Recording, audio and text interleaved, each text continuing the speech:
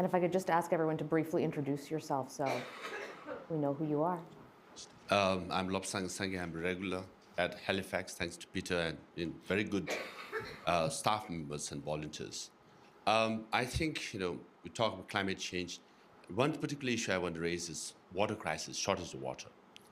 Again, the footage that you saw is the melting of, glaciers or snow in Arctic.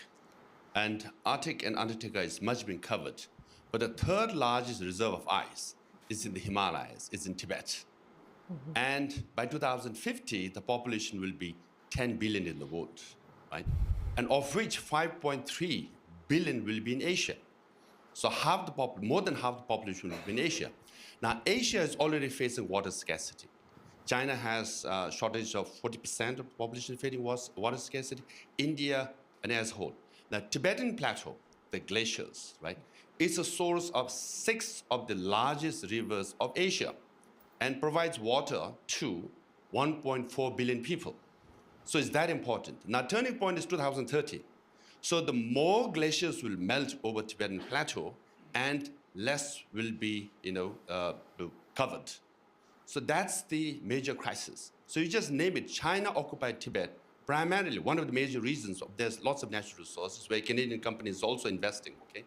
Also, river. For example, Yellow River and Yangtze River, cradle of Chinese civilization. Origin is in Tibet. Brahmaputra, Mekong, Salween River, Irrawaddy River for Southeast Asia, and Indus River for Pakistan, and all originated in Tibet.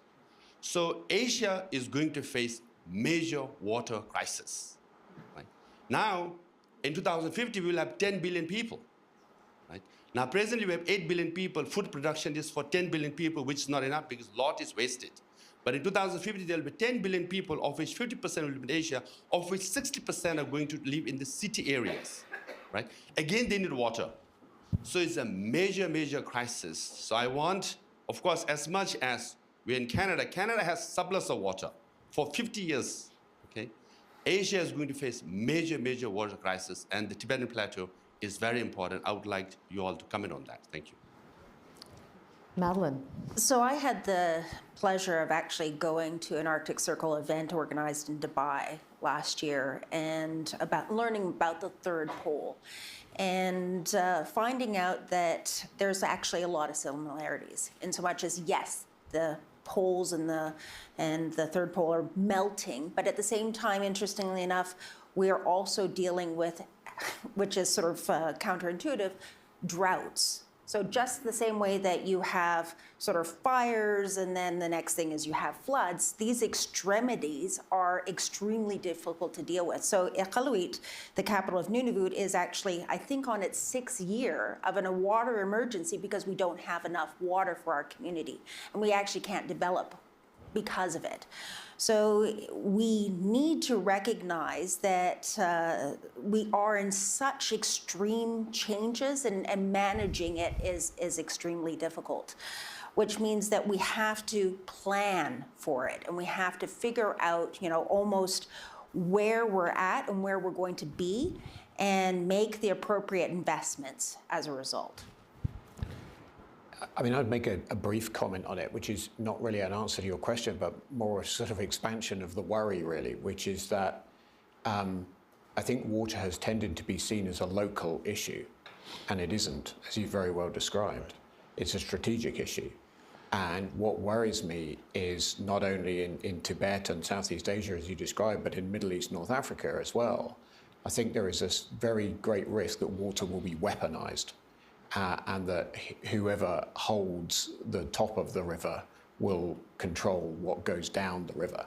And I think we have not perhaps grappled with that or seen it in the significance that it actually has. Could I just very briefly say, so thank you for the question. Canada has 50 years supply of fresh water. When I became mayor, they told me we had 50 years supply of housing in Halifax, and we don't anymore. So sometimes those things can change. And we do have areas within the Halifax region. So people come here for the security forum. They don't realize that Halifax is the largest rural municipality in Atlantic Canada. We're 5,500 square kilometers. We're very large. And we've had areas where we've had droughts as well. What I think about relative to your question is my old buddy Bob Rae, who was in politics and is now Canada's commissioner to the UN.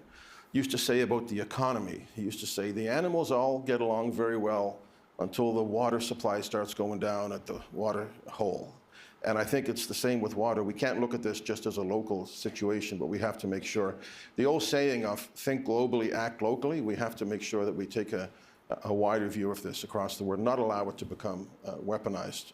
Certainly we're fortunate in Canada, but there's no guarantee that will always be the case. And maybe I could just also add is because I remember with the mayor of Yellowknife and the mayor of Whitehorse, is that their primary energy source is actually dams. And that, of course, is water.